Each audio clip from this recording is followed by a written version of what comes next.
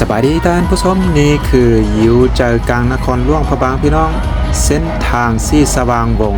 หรือว่าเท่าที่รู้กันก็คือเขตบ้านเจกนั่นเองพี่น้องตอนนี้คนยังบ่ไล่เพราะว่ายังเป็นตอนเช้าเนาะเช้ากับบ่เช้าแล้วพี่น้องก่อนแฮวอหรือว่าแฮหนังสังขันสำหรับวิดีโอนี้อุ่นใจจะพาเบิ่งบรรยากาศการเล่นบุญปีใหม่หรือว่าเฉลิมฉลองบุญปีใหม่อยู่ใจกลางเมืองหลวงพระบางว่าเป็นจังไรพี่น้อง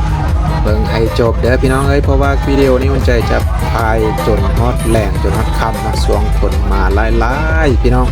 ว่าจะมีบรรยากาศเป็นอะไรหลังจากนั้นอุ่นใจจะขึ้นไปอยู่มุมสูงท้ายลงมาเบิ่งบรรยากาศอยู่ทางเส้นนี้เนาะถนนเส้นนี้ก็ถือว่าเป็นถนนที่ว่ารู้จักกันดีพี่น้องช่วงปีใหม่ลาว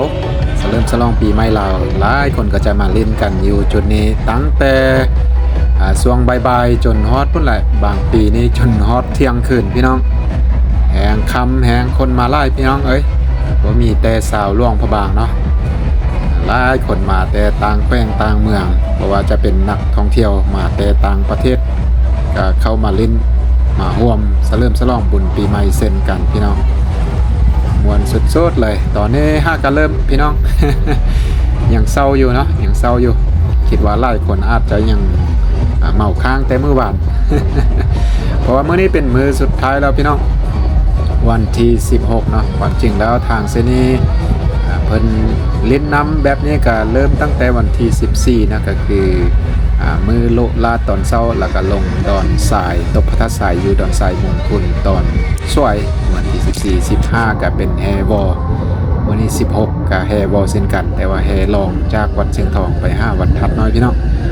กำลังม่วนตอนนี้ อดน้ำกันสุดยอดพี่น้องเดี๋ยวใจจะย่างขึ้นไปตึมน้อยหนึ่งหลังจากนั้นน่าจะพาลงไปทางแคมป์คลองพี่น้องไปเบิ่งเส้นทางแคมป์คลองว่าเป็นแนวด้านเราพี่น้อง2มือผ่านมาก็ถือว่าคึกคืนทุกเส้นทางละอยู่เขตนี้พี่น้องปีนี้อยู่ทางเส้นนี้สิ่งที่แปลกหูแปลกตาต่างจากปีผ่านๆมาก็คือพี่น้องสังเกตเห็นบ่มีป้ายโฆษณาต่างๆเนาะบ่ว่าจะเป็นป้ายเมี่ยงกระสังปีผ่านมาคือปีกายเนาะป้าเด้อพี่น้องท้ายไปทางเส้นนี้นี่ติดแต่ป้ายโฆษณาทุกอย่างเลยปีนี้เพิ่นมีมาตรการบ่ให้เอาป้ายใส่ซ่องข้างทางแล้วก็บ่ให้ตั้งโต๊ะตั้งอยู่กลางทางก็ถือว่าเป็นระบบระเบียบดีเลยงามแบบนี้ก็งามเช่นกันพี่น้องก็จำเป็นต้องมีป้ายโฆษณาเมี่ยงต่างๆเนาะประดับประดาถือว่าปีนี้เป็นแบบเรียบๆดีงามพี่น้องตามความคิดเห็นของคนใจแล้วแบบนี้ดีกว่าพี่น้องเอ้ยเนาะ เดี๋ยวใจจะย่างไปตื้มน้อยหนึ่งอยู่ทางหน้านี่ไปสุดเส้นทางสีสว่างวงเพราะว่าเส้นทางสีสว่างวงจะไปสุดอยู่สีแยกทางหน้านี่ออกจากแยกทางหน้านี่ไปก็จะเป็นเส้นทางสักกะลินเนาะส่วนใหญ่คนก็จะเล่นอยู่เส้นทางสีสว่างวงนี่แหละพี่น้องแต่ละปีก็แน่นหน้ากันอยู่จุดนี้แต่ว่าบางปีก็จะลามขึ้นไปเนื้อมันคือแม่นแต่ว่าบ่ได้แน่นหน้าคือจุดนี้พี่น้องโอเคสุดอยู่จุดนี้แหละเดี๋ยวอุ่นใจจะพาลงไปแคมป์คลองแป๊บนึงพี่น้องไปเบิ่งอยู่เส้นทางแคมป์คลองว่าเป็นจังได้ล่ะเถอะพี่น้อง อัดแน่นเลยเนาะเส้นทางแคมป์คลองพี่น้องเอ้ยส่วนหลายคนจะขี่รถจักรเวียนไปเวียนมาอยู่นี่แหละเนาะพี่น้องมุ่นไปเวียนมาอ้อมเลียบแคมป์คานแคมป์คลองอัดแน่นกันอยู่นี่ตอนหลายคนจะขึ้นไปเล่นอยู่เส้นทางสีสว่างวงที่เราผ่านมาเมื่อกี้เนาะออกจากแคมป์คลองอุ่นใจก็กลับมาเส้นใจกลางเมืองพี่น้องตอนนี้คนมาแบบนี้เลยว่าถูกผ่านไปชั่วโมงไป2 ชั่วโมงก็ถือว่าอัดแน่นเลยเต็มเลยเดี๋ยวอุ่นใจจะพาเบิ่งบรรยากาศเลาะอยู่เส้นใจกลางนี้หลังจากนั้นจะขึ้นไปอยู่มุมสูงเนาะท้ายลงมาให้เบิ่งพี่น้อง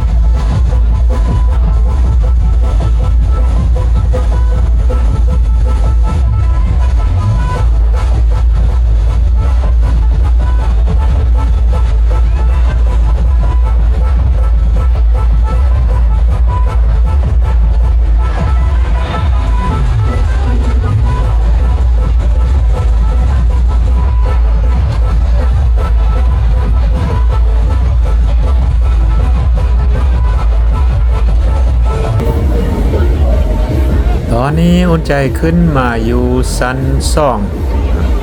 งของตึกก็ถือว่าเป็นมุมสูงเดี๋ยวอุ่นใจจะขึ้นไปสูงตึมบ้านหนึ่งพี่น้องถกคนแน่นเลย ถือว่าไล่เนาะทั้ง3มือไล่ทั้ง3มือพี่น้องมือสุดท้ายแล้วก็คือวันที่14 15 16เนาะ14กับ15ผ่านมาเนี่ยกันแน่นคือกันคนแล้วก็มื้อนี้กันแน่นคือกันพี่น้อง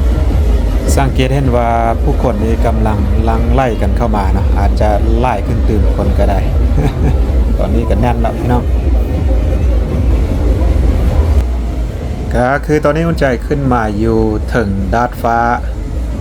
ยักษ์ว่าสูงสุดของตัวเมืองหลวงพระบางแล้วพี่น้อง ขึ้นมาอยู่ตึกสูงพี่เบิ่งลงไปป้าโถแน่นพี่น้องแน่นคนไล่แท้ไล่วาเนาะลามขึ้นไปฮอดถึงคนไก่ซีแยกเขาเอิ้นว่าซีแยกตัดเหมาะพี่น้องโถคนไล่ขึ้นเรื่อยๆเนาะปกติแล้วคนก็จะมามวนมาซืนมาเริ่มฉลองบุญปีใหม่อยู่นี่จนฮอดพุ่นแหละเกือบว่าเที่ยงคืนพุ่นแหละพี่น้อง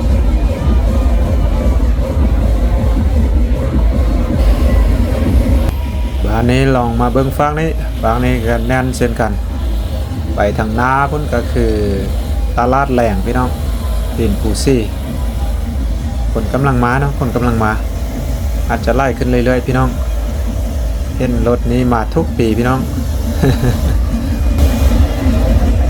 รถเตารถอายุเก่าแก่แล้วตั้งแต่สมัยฝรั่งคุณบอกพี่น้องคนกำลังมาเนาะตามสังเกตบางนี้ส่วนใหญ่นี่ก็จะเป็นคนมาแต่ต่างเมืองต่างแขวงพี่น้องคนร่วงบางเฮาก็ส่วนหนึ่งนะแต่ว่าคนส่วนใหญ่ก็มาแต่ต่างแขวงต่างเมืองตอนนี้ก็เริ่มแรงแล้วพี่น้องพอดีอุ่นใจลงมาจากสั้นเถิงเนาะอยู่มุมสูงอยู่ทางหน้าเพราะพี่น้องทางซ้ายมือเห็นทุ่งซาดแล้วก็มีคนอยู่ทางหน้าคุณเมื่อกี้อุ่นใจขึ้นไปถึงคุณเนาะโอเคก็สิประมาณนี้พี่น้องสำหรับวิดีโอนี้ก็คือเก้าพี่น้องขอบใจทุกท่านทุกคนที่เข้ามาติดตามรับชมนะก็หวังว่าคงจะเจอกันคลิปต่อไปสำหรับคลิปนี้ก็สิขอลาท่านผู้ชมไปสำหรับพี่น้องโชคดีปีใหม่ทุกคนเนาะ Happy New Year พี่น้อง Happy Lao New Year